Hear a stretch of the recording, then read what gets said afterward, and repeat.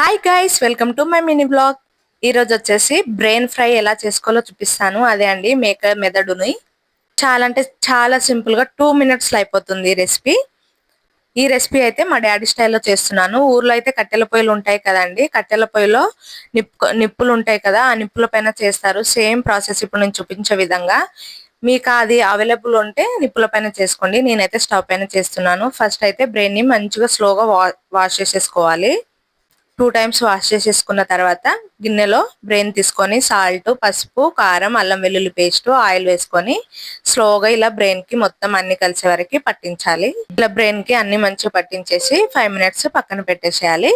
తర్వాత స్టవ్ పైన గిన్నెను పెట్టేసుకొని గ్యాస్ మాత్రం సిమ్ లో పెట్టేసుకోవాలండి.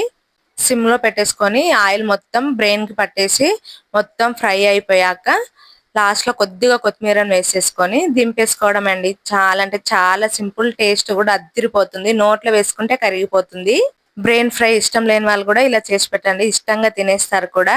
సేమ్ ఎగ్ పొల్ట్ ఎలా చేస్తామో అలానే ఉంటుందండి టేస్ట్ అయితే. వీడియో నచ్చితే లైక్ చేయండి, షేర్ చేయండి, సబ్స్క్రైబ్ చేసుకోండి. Follow for more videos. By అండి.